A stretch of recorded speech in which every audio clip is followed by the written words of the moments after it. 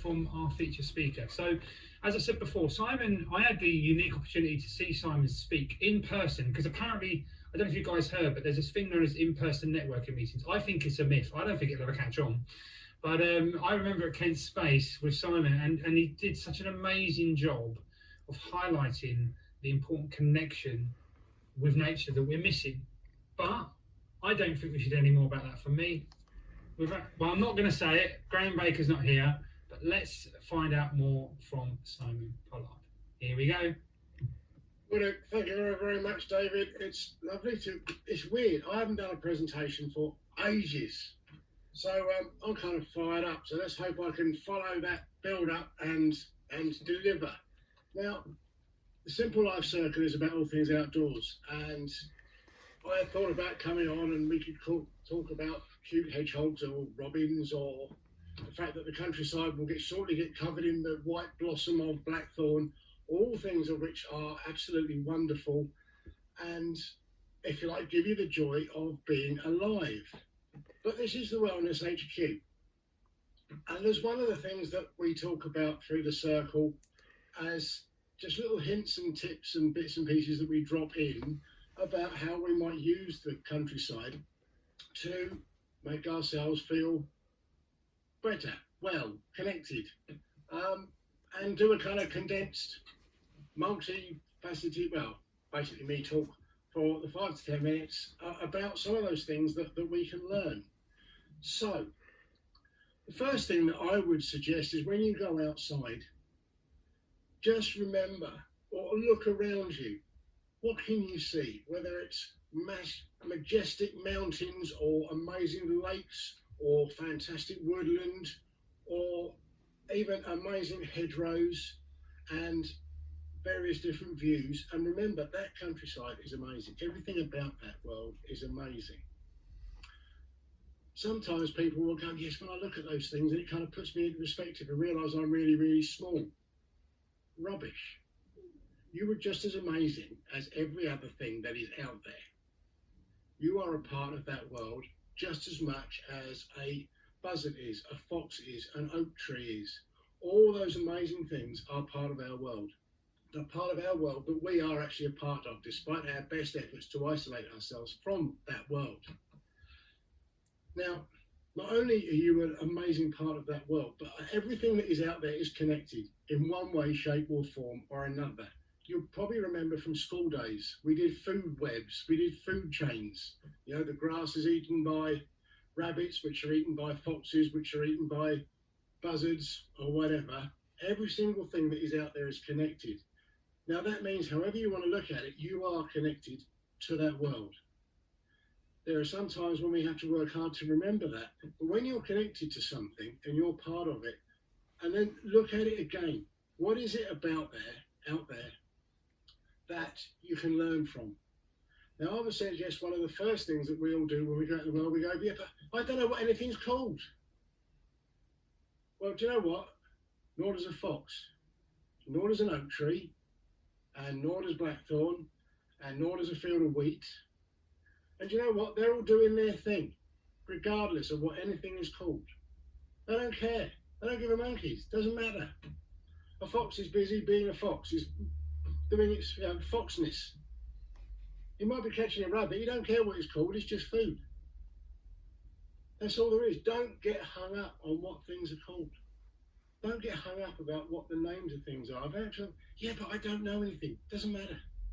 Absolutely doesn't matter. Just enjoy it as part of the world. And you know what? If nothing's got a name, there's no ego out there either. There's not one creature out there in this world that's got any ego. Not one drop. A tree hasn't got any ego. A fox hasn't got any ego. It's just doing what it does. There is no ego out there. There's no self-importance among any single creature out there. Not one of them. That's kind of quite refreshing. And because there's nothing out there with any ego or any issues or anything to worry about, the only thing that I actually don't think that anything out there really, really worries, even about getting eaten, because it's just a part of life. They're just doing what they do. But if you also realise, if you look out there, Everything that's out there knows what enough is. It doesn't eat twice as much as it needs. It doesn't catch twice as many items of prey as it needs. They get enough.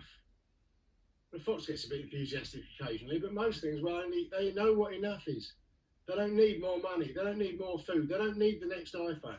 They don't need the next big flat screen TV. Everything that's out there knows what enough is. Absolutely and totally. Wouldn't that be amazing?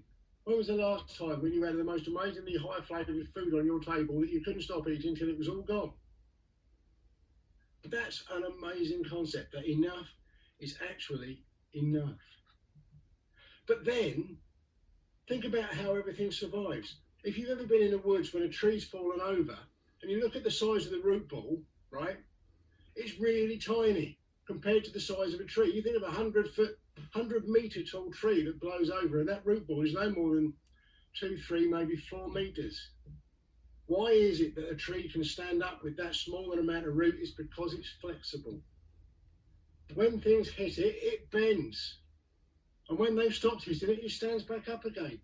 Nothing out there can be so destructive and there's so much energy that it will last forever. Be like the tree. Take that flexibility, and when whatever's coming at you has done its thing, stand back up again. Just like trees do.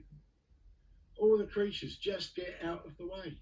They let the storm come through.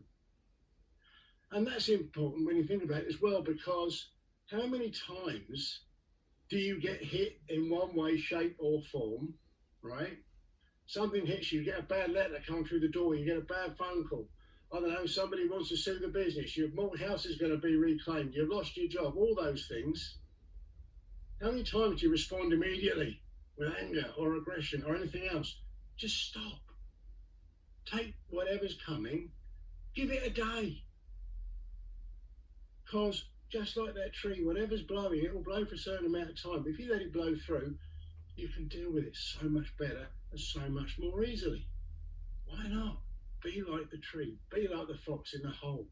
Let the storm blow through. Absolutely amazing. You know, being still and having patience. The world out there has patience. If you ever look, buzzards will spend as much time sitting up in the thermals with their wings out, doing nothing. Red kites will sit in the tree. They don't use energy unless they need it. And they stop when they think. And they just look. And they have inner peace and they have stillness. How cool is that? Absolutely brilliant. But you know, possibly one of the most amazing things that's out there to learn when you look. Nothing, not one thing in the countryside has any judgment of anything else at all. Can you imagine a world without judgment? A fox doesn't judge another fox, it doesn't judge a rabbit, it doesn't judge a field of wheat. It doesn't care. All it does is, like I said at the beginning, it just does what it does to survive. It doesn't trash anything else, it just gets on with its own life. All the creatures out there do what they do. The sea rolls up and down the beach. And it does it bringing peace and bringing calm, unless you've got a wind behind it, but there's no judgment. How amazingly cool would it be if there was a world with no judgment? That is awesome. And you can see it outside all around you every single day. So that's maybe the most important thing to learn. So if you'd like some really cool bite-sized chunks of countryside well-being, as well as a decent dollop of countryside love, countryside judgment, then I would say just look and listen. And if you want a bit of help with that, come along to the Simple Life Circle, because we relax and we connect and we learn. And you know what? Happiness is bloody awesome. Live it. Thank you. Thank you very much, Simon. That was amazing. Absolutely, everyone was transfix, and absolutely, it's you.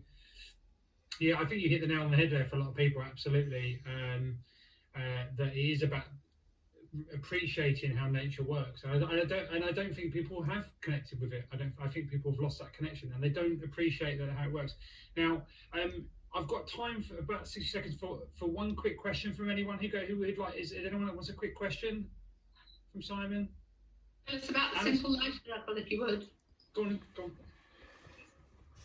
Liz. Hello? Tell us about Simple Life Circle. Oh, sorry, tell you about Simple Life. Simple Life online Zoom meetings Thursdays at 7 o'clock. If you would like to come along, the link is in the chat.